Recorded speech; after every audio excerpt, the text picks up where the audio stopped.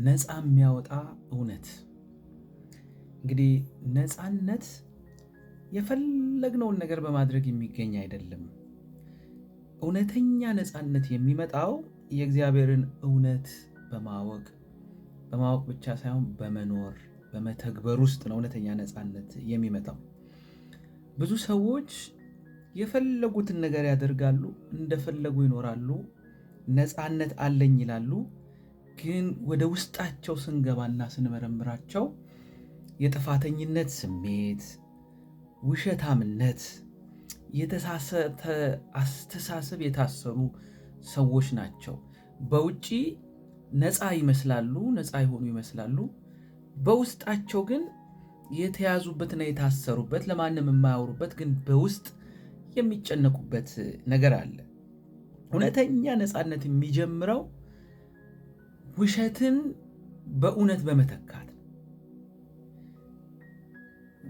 በእውነት በመተካት ነው። ብዙ ሰው የውሸት ኖሮ የእውነት መሞቱ አይቀርም። ስለዚህ ከዛ ነገር ነፃ ለመውጣት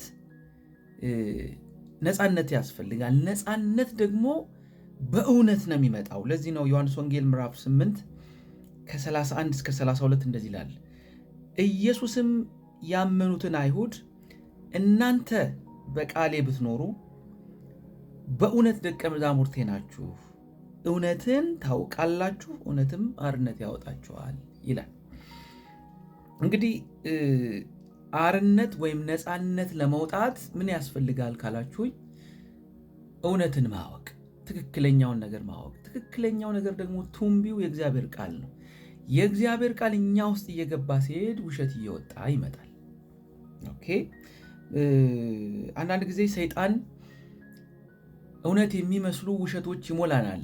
አትበቁም፣ አትችሉም፣ ከዚህ ጊዜ አታልፉም፣ እንዲህ አይነት በሽታ አለባችሁ እያለ ይነግረናል። እና መጽሐፍ ቅዱስ ግን ለዚህ ነገር መልስ የሚሰጠው ሮሜ 12:2 ላይ በልባችሁ መታደስ ተለወጡ እንጂ ይህን ዓለም አትምሰሉ ነው። የተለወጠ ልብ፣ የተለወጠ አእምሮ፣ የተለወጠ ሐሳብ አርነት ያወጣል፣ ነፃነት ያወጣናል። ለዚህ ነው መዝሙር 119:45 ላይ ትእዛዝን ፈልጌያለሁና አስፍቼ ሄዳለሁ ይላል። የእግዚአብሔርን ትእዛዝ የፈለገ ሰው፣ የእግዚአብሔር ትእዛዝ የገባው ሰው፣ የእግዚአብሔርን ትእዛዝ ምግቡ ያደረገ ሰው፣ የእግዚአብሔርን ትእዛዝ የሚያሰላስል ሰው አይጠብም። በውስጥም በውጭም በጭንቀት አይሞላም፣ በነፃነት የተሞላ ይሆናል። አንድ ጊዜ አንድ ነገር ሰማሁ። የሰማሁት ምንድን ነው? ከአንድ ሀገር ወደ ሌላ ሀገር አንድ ፕሌን ይበር ነበርና እየሄዱ አጋጣሚ ሆኖ ፕሌኑ ከባድ ችግር አጋጠመው። ስለዚህ ፓይለቱ ተሳፋሪዎቻችን እንዲህ አይነት ችግር ስላጋጠመን ቀበቷችሁን እሰሩ አለ። ሰው ሁሉ ደነገጠ። ሁሉም በቃ ተጨነቀ። በዛ መሃል አንዲት የ16 ዓመት ወጣት ጆሮዋ ላይ ሄድፎን አድርጋ ብላ ትወዛወዛለች። አንድ ሰው ልብ ብሎ ያታል። ከዛ ጸጥ አለ። ሰው ሁላ አመሰገነ። ትንሽ ቆይቶ ግን በጣም ተናጠ። እንግዲህ በጣም ከባድ ነገር ነው የደረሰብን፣ ፕሌኑን መቋቋም አልቻልንም፣ እንግዲህ ወደምታመልኩት አምላክ ጸልዩ አለ። ሰው ሁላ ግማሹ ቮሚት አረገው፣ ግማሹ ወደ ታች አለው፣ ግማሹ በቃ የሚጠራውን አምላክ ይጠራል። በዚህ ሁሉ መሃል ያቺ ብላቴና ጸጥ ብላ ተቀምጣለች። ያም ሰው ደግሞ ቢደነግጥም ልጅቷን ይከታተላታል። ጥግ ላይ ያለው አሁን እንደገና ተረጋግቷል አላቸው። ሰው ሁላ የሚነቃው ነቃ፣ ያልነቃም አለ። ለሶስተኛ ጊዜ እንደዛ ተደገመ። በጣም ታላቅ ረብሻ ሆነ።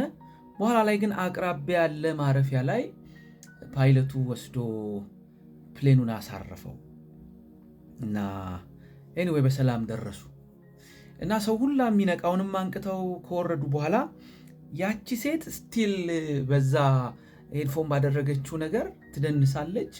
ይህ ሰውዬ ደግሞ ካለበት ፍርሃት እየተንቀጠቀጠ ወጥቶ ወረደና ያችን ታዳጊ ልጅ አገኛት። ሳላገኛት አልሄድም ብሎ የተፈጠረውን ነገር አልሰማሽም? መስማት እንዴት ነው? ችግር አለ ወይ? ለምንድን ነው ይሄ ሁላ ሰው ሲጮህ፣ ይሄ ሁላ ሰው ሲያለቅስ አንቺ ያላለቀሽው ያልፈራሽው ከቦታሽ ያልተንቀሳቀስሽው አላት። ሰምቻለሁ አለችው። እና ለምንድን ነው ያልፈራሽው ሲላት እኔ አለችው ፓይለቱ አባቴ ነው። አባቴ ደግሞ እናቴ ጋር ሊያደርሰኝ ቃል ገብቷል። እሱ ደግሞ ቃሉን ዋሽቶ አያውቅም። ስለዚህ እሱ ካለ በሰላም መድረሳችን አይቀርም። ኤኒዌይ ምንድነው የሰማችሁት? ምንድነው ልባችሁን የሞላው? እቺ ልጅ በስጋ አባቷ ይሄን ያልከተማመነች እግዚአብሔር ያላችሁ ነገር ነፃ ያወጣችኋል። እውነትን ታውቃላችሁ፣ እውነትም ነፃ ያወጣችኋል፣ አርነት ያወጣችኋል ይላል። ስለዚህ ምን እናድርግ ታዲያ ነፃ ለመውጣት ካለንበት ጭንቀት፣ ካለንበት ውጥረት፣ ጠዋትም ማታም እንቅልፍ ካጣንበት ነገር ካላችሁኝ፣ አንደኛ እውነትን ማወቅ ነው። ነፃነት የአንድ ጊዜ የእውነት ኢንፎርሜሽን ሳይሆን ጥልቅ የሆነ ስለ እግዚአብሔር ስለ ቃሉ ጥልቅ የሆነ ነገር ከገባል በኢንፎርሜሽን አንጻር ሳይሆን ጥልቅ የሆነ ህብረት ከአምላካችን ጋር ካለን ነፃ ያወጣናል። መጽሐፉ በእኛ ውስጥ እምነት የህይወታችን አካል እስከሚሆን በእግዚአብሔር ላይ ያለን መደገፍ እስከሚጨምር ድረስ ካወቅነው ነፃ እንወጣለን። ሁለተኛ ያወቅነውን እውነት ደግሞ መታመን ነው። እውነትን ወይም ደግሞ ያወቅነውን እውነት ስንታመነው የመጣ ነገር ሁሉ አይወስደንም። ለምን? እንደሚያደርሰን ቃል ስለገባልን።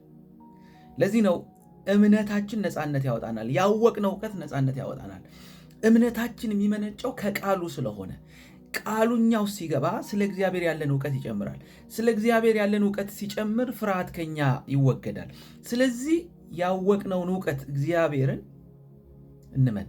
ሶስተኛው እውነትን ማወቅ ብቻ ሳይሆን ወደ ተግባር ደግሞ መቀየር ያስፈልጋል። መኖር በዛ ነገር ላይ ያዕቆብ ምዕራፍ 1:22 ላይ ቃሉን የምታደርጉ ሁኑ እንጂ ራሳችሁን እያሳታችሁ የምትሰሙ ብቻ አትሁኑ ይላል። በዛ ነገር ላይ አክሽን መውሰድ። እግዚአብሔር ያለኝ ይሄንን ነው፣ የኔ አምላክ ይሄ ነው እያላችሁ በድርጊት ስትገልጡት ያወቃችሁት እውቀት ስለ እግዚአብሔር ያላችሁ ማንነት ቃሉ የሚላችሁን ትሆናላችሁ። ትደርሳላችሁ ካላችሁ ትደርሳላችሁ። እንዲህ ናችሁ ካላችሁ ያንን ትሆናላችሁ።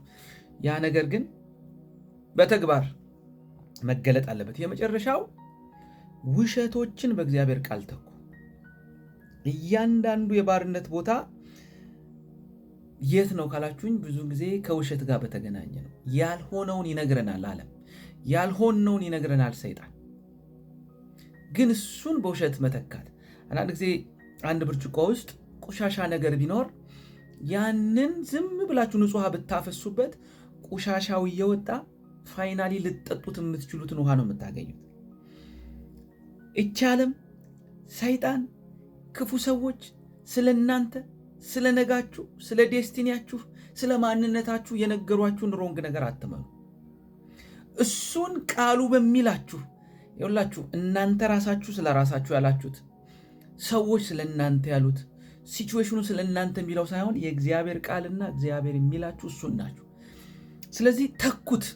ቃሉ የሚለኝ ይሄንን ነው፣ እግዚአብሔር ያለኝ ይሄ ነው፣ እምደርሰው እዚህ ቦታ ነው፣ በምድር ቆይታ እግዚአብሔር ይሄንን ይሰራል እያላችሁ በተነገራችሁና ባነበባችሁት ቃል ያንን እየተካችሁ ስትሄዱ ነፃነት ይሆንላችኋል ማለት ነው።